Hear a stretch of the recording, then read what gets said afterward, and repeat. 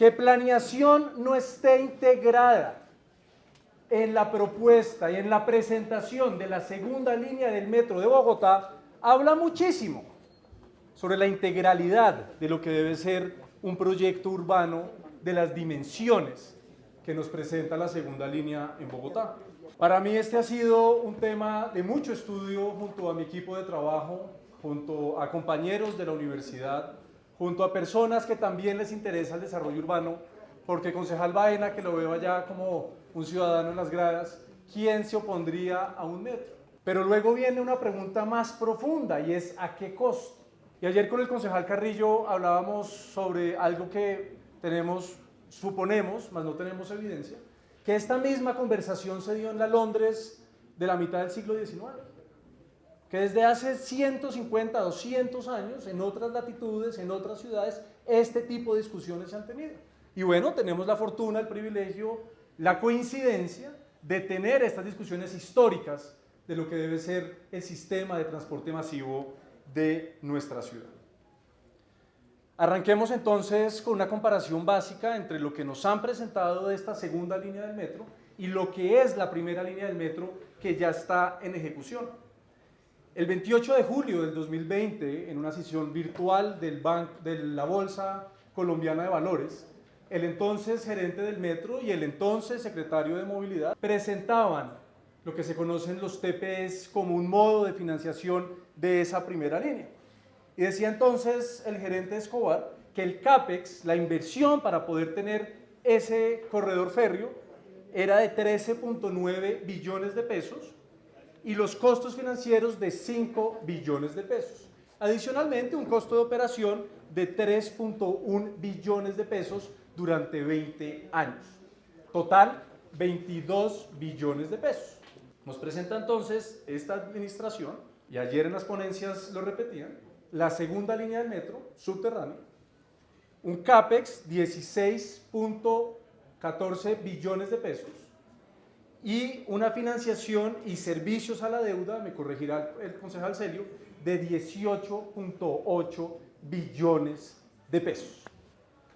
Primera pregunta, ¿por qué la primera línea tenemos un porcentaje del costo total del 23% sobre los costos financieros y de la segunda línea se sube al 112%?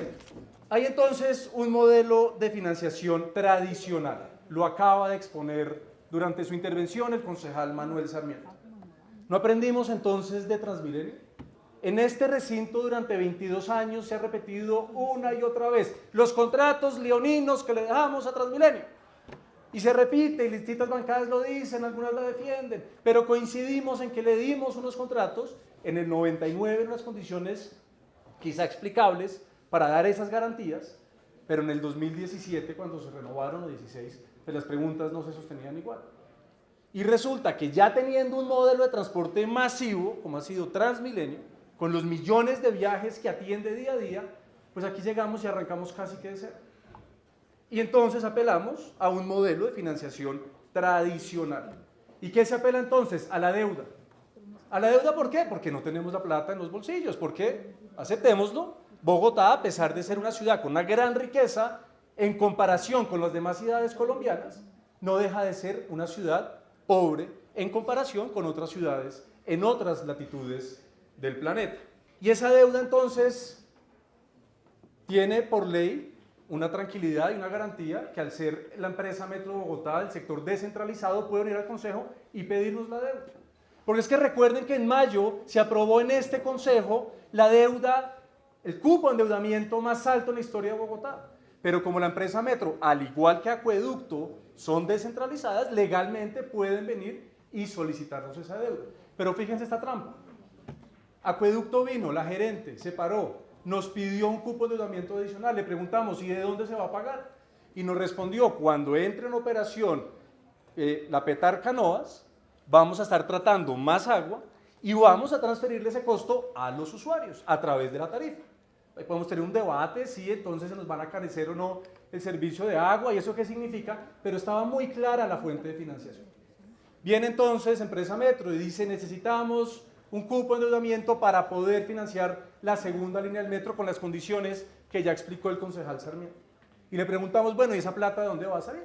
Entonces dice, unos TPEs, que ya hay una experiencia adquirida de la primera línea, donde se recaudaron 2.4 billones, pero en este caso es solamente 0.8 billones, algo mucho más pequeño. Una parte, 1.6 billones de pesos, vendrán de lo que nos produce de los dividendos del Grupo de Energía de Bogotá. Está bien, no vamos a vender nada, de esas ganancias generamos ese ingreso. Y el resto de la plata llega el secretario de Hacienda y dice, no se preocupen, que aquí están las vigencias futuras. Esto es entonces un cupo de endeudamiento tradicional disfrazado. Porque ¿qué son vigencias futuras? Vigencias futuras es que en la siguiente administración, año 2025, cuando estén planeando el presupuesto del año 2026, el entonces secretario o secretaria de Hacienda levantará la mano y le dirá al alcalde o alcaldesa, de los, voy a hacer un caso hipotético, 29 billones de pesos que tendremos a disposición, ya hay uno que se tiene que ir para Empresa Metro. Ese billón de pesos se pudo haber invertido en educación, en salud, en generación de empleo o en lo que esa administración de ese momento considere. Así que este cupo de endeudamiento, si bien legalmente cumple con las características de poderlo hacer a través de una empresa descentralizada, es un cupo de endeudamiento tradicional disfrazado. Entonces dicen, no, pero es que no tenemos otras maneras de poder encontrar fuentes de financiación. Al concejal Sarmiento no le respondieron sobre la posibilidad de obra pública. Es que tenemos que apelar a lo tradicional. Pero sí son audaces al presentar los TPEs. Es más, la Bolsa de Valores de Colombia reconoció en los TPEs un instrumento innovador para poder financiar obra pública. Entonces vea que sí podemos ser innovadores, concejal Pedro Julián, vea que sí podemos pensar diferente y no apelar a lo tradicional como desafortunadamente se está haciendo y llegaremos entonces a pagar casi 2 veces el costo del proyecto. Esa volatilidad y esa crisis económica, concejal Celio, nos van a poner en un hilo muy delgado de riesgo en el cual ya estamos, pero que si aprobamos este cupo, se nos va a aumentar. Entonces ahora tenemos la pregunta de siempre. Bueno, concejal, crítica, y entonces usted coge la administración y critica, y entonces ¿qué podemos hacer? Y entonces resulta que teniendo la oportunidad de oro en nuestras manos, le estamos entregando la capacidad y la posibilidad de generar el mayor valor posible por una inversión pública. ¿Qué dice la teoría sobre la generación de valor? Hay 2 maneras para que el suelo aumente su valor.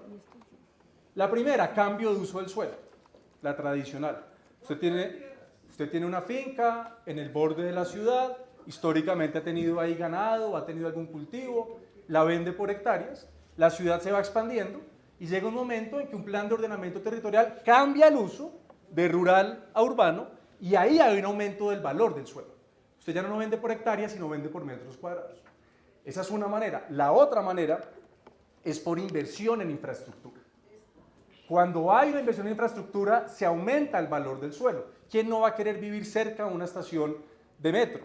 ¿Quién no va a querer vivir cerca de un parque metropolitano? ¿Quién no va a querer vivir cerca de un lugar en donde confluyen muchos soportes y muchas actividades de la ciudad? Y entonces aquí tenemos un problema enorme de este proyecto metro. Este proyecto lo estamos entendiendo de la siguiente manera. Una línea con unas estaciones cada tantos kilómetros. Y nos dicen entonces, esto es el metro y esto nos cuesta. Pero lo que han hecho otras ciudades en el mundo, y les voy a contar algunas evidencias, es entender que estos proyectos de infraestructura lo que generan es valor por los flujos y la cantidad de personas que atraen. ¿Cómo ven entonces un proyecto de esta naturaleza? Está al nivel del suelo, hay unos edificios o casas que ya están construidas, así es como está la ciudad, y abajo tenemos un metro, un tren. Al meter una infraestructura de esta naturaleza, con la demanda y oferta que tiene una ciudad tan vital como Bogotá, que sigue creciendo demográficamente, que sigue atrayendo personas, que los municipios aledaños se siguen llenando de habitantes, y esta es la parte que no hemos querido ver, es poder decir, usted ahora va a poder construir no los 3 pisos que ya tiene, sí, no se va a decir cualquier número, 15 pisos, y lo mismo acá, y lo mismo acá, y lo mismo acá. Y así a lo largo de todo el corredor. Y lo que dice además esa teoría es que un porcentaje de esa nueva altura se captura ese valor y se queda para las finanzas de la ciudad y ayudan a financiar estos proyectos. ¿Y con esto qué hacemos? Construimos parques, construimos otros equipamientos, pero adicionalmente nos ha dicho la experiencia internacional, el tren para en una estación. En esa estación usted tiene publicidad. Por eso el debate con el concejal Rubén Torrado no es menor, porque el contrato de publicidad exterior visual también tiene que ver con poder financiar sistemas de transporte masivo. Y cuando lo están regalando como lo están regalando, perdemos esa posibilidad de poder tener unos proyectos más económicos. Y además usted poder tener un local de cualquier café que usted quiera y quedarse con el arriendo de ese local. Esto se llama la captura de valor del suelo. Juan Manuel Patiño Marín, quien es el jefe de gestión urbana del Metro de Medellín, escribió una tesis de maestría en la Universidad Javeriana. Se titula La captura del valor del suelo en un proyecto urbano como alternativa para el financiamiento de un corredor de infraestructuras de transporte masivo, criterios de planificación y su aplicación en el caso del corredor urbano de la Avenida 80 de Medellín. Que la conclusión de la tesis de maestría del que es entonces hoy jefe de gestión urbana de la empresa Metro de Medellín es que aplicando 4 de los 13 posibles instrumentos de captura de valor se conseguirían 2 veces lo que cuesta la intervención del tranvía. Pero entonces, bien, llegaría alguien que dice, no, pero es que eso es un estudio académico y es que la vida real, concejal Cancino, usted que es tan cercano a la academia, pues tiene otras realidades, otras dinámicas. Pues sí, es cierto. ¿Cómo les parece que en Manila no es mencionada usualmente? Aquí mencionamos Londres, mencionamos París, mencionamos Tokio. Manila, capital de Filipinas. Un esfuerzo enorme por construir una línea de lo que se llama un tranvía pesado, un metro ligero. Arrancaron en el 97, se demoraron muchos años. Y ese tranvía costó de inversión 2.9 billones de pesos. Lo puse a pesos de hoy para poder hacer la comparación. 2.9 billones de pesos de finales del siglo XX. Empezaron a haber transformaciones en la ciudad, cambios. El sector privado empezó a invertir en esas zonas por donde pasaba ese tren. Hicieron un estudio posterior, ex post, como dirían en la academia, y resulta que el valor del suelo subió a 14.8 billones de pesos. Nueva York, extendieron la línea Q, la que va a la zona más rica de Nueva York, lo que llaman la parte de arriba del lado este, ahí al borde del parque central, del Central Park. Inversión, 19.7 billones de pesos. Costo de valor del suelo, 31 billones de pesos. En San Francisco, en el 2017, Warm Springs South Fremont Station, una estación, no el proyecto, una estación, costó 3.5 billones de pesos. El precio del suelo alrededor, un costo de 12.2 billones de pesos. Manila, 510% de valorización del suelo por una inversión pública en infraestructura. Nueva York, 157%. San Francisco, 349%. Deliberadamente no estoy mencionando el caso de estudio global que es Hong Kong, que estoy seguro que quienes estudiaron temas de metro lo vieron, porque es el que se muestra. Tampoco estoy mencionando Londres ni estoy mencionando París, donde hay evidencia, al igual que Sao Paulo, de cómo se ha financiado infraestructura a través de la captura misma de ese valor que genera esa inversión pública. Ustedes no se han preguntado por qué en el portal 80, en el portal del norte, en el portal de las Américas, en el portal de Usme, hay centros comerciales. ¿No les parece una coincidencia? Oiga, increíble que en las entradas y salidas del sistema de Transmilenio hay equipamientos comerciales privados. Porque así funciona el mercado del suelo, y más en una ciudad que es vital, y más en una ciudad que es viva. Y como en el 99 no sabíamos, y quiero ser ingenuo en esto, no sabíamos, dejamos de capturar ese valor de ese suelo que se lo llevaron los comerciantes privados. Pero es que ese aprendizaje ya lo tenemos. Bogotá no tiene por qué seguir cometiendo los errores de no haberse llevado ese valor, ese oro que significa el valor del suelo. Entonces, en reunión con la empresa Metro nos dijeron, pero concejal Rivera, estamos ya haciendo unos estudios y tenemos muy claro la importancia de la captura de valor del suelo para poder financiar el sistema. Bueno, yo pues confiaba, está bien, tiene sentido, pero con lo que no esperaban, no sé si lo esperaban, es que hace unos días se levantaran las medidas cautelares de este querido amigo, el decreto 555. Amigo, el POT 555. Levantaron las medidas cautelares. Este documento, el POT 555, está vigente. ¿Qué dice el artículo 608 del Plan de Ordenamiento Territorial, decreto 555? El último, es fácil encontrarlo, el último artículo. Derogatoria. El presente plan deroga todas las disposiciones que le sean contrarias. Y ahí enuncia un montón de decretos. Todas las derogatorias, entre esas, el decreto 823 del 26 de diciembre de 2019.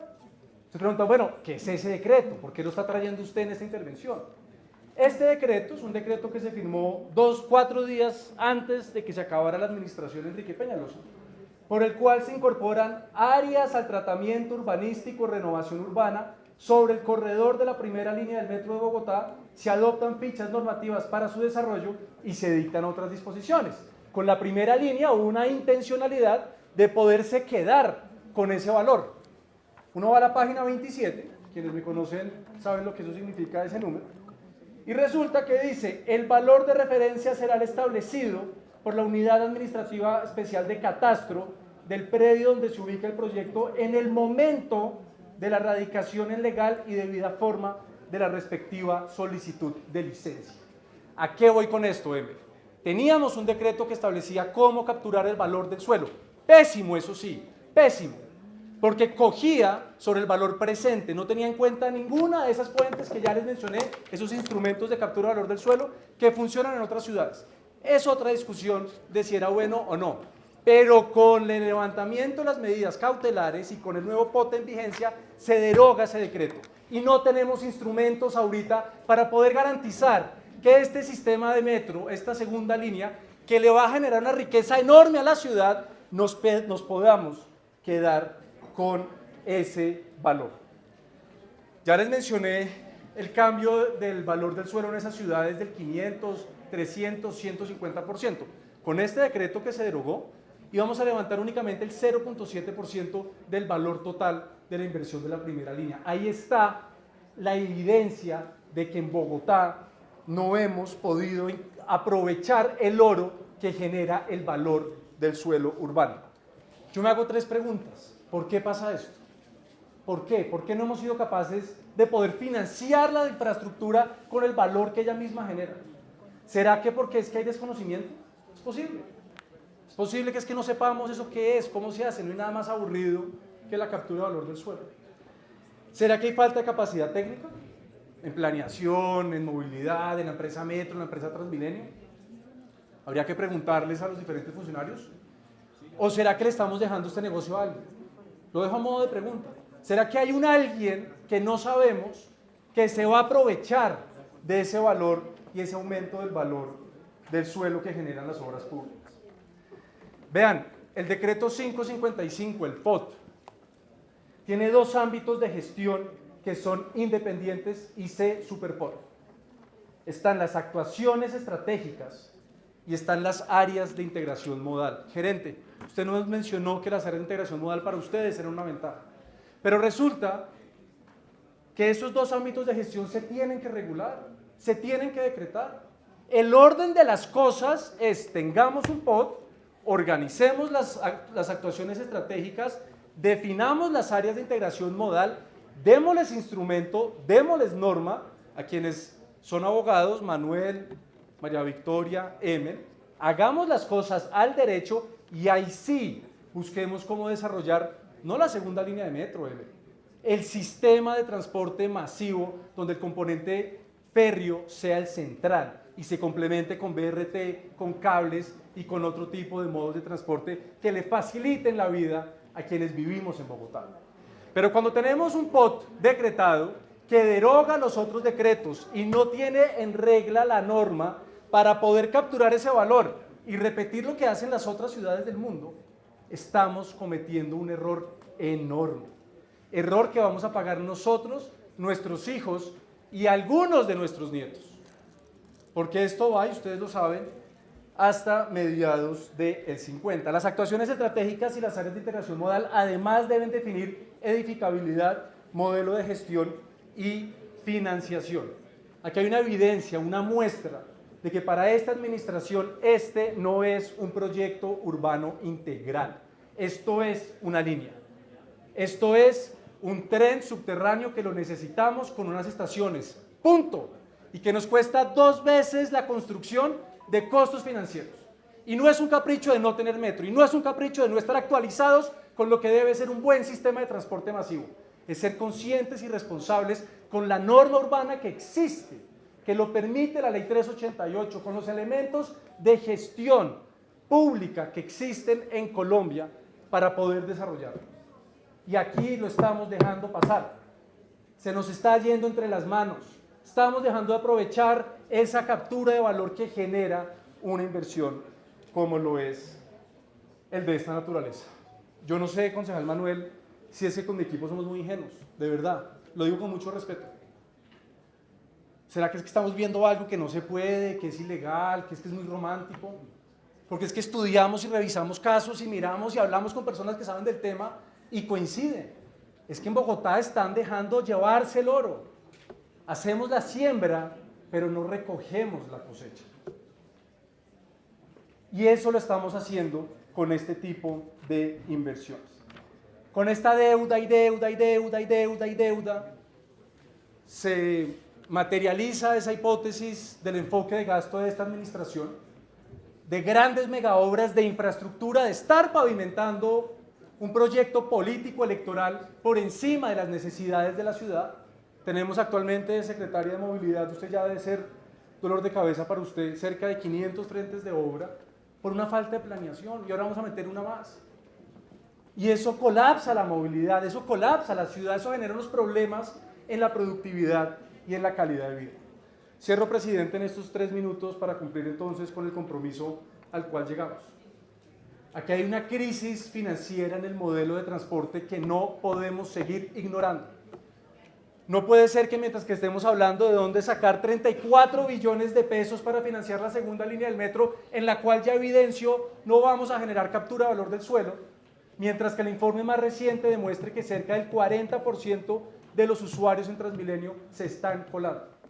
No tiene sentido que estemos hablando de un cupo de endeudamiento por 18 billones de pesos, mientras que las familias más vulnerables se les está yendo cerca del 35% de sus ingresos en la movilidad en Bogotá. No tiene sentido que mientras se busque otro cupo de endeudamiento, en Bellaflor, Ciudad Bolívar, hayan 10.000 familias que no estén recibiendo agua y que la excusa sea es que no tenemos plata. La Bogotá cuidadora fue la cuidadora en los intereses políticos de Claudia López. Porque aquí damos unas discusiones de fondo y profundas sobre cómo financiar obras casi que faraónicas, sencillamente por el afán político. Y resulta, y los técnicos lo saben mucho más que nosotros los políticos, que los tiempos son difíciles. Y hay quienes estamos obsesionados con hacer las cosas bien, con que Bogotá sea un excelente vividero. Y hay quienes están obsesionadas con el poder.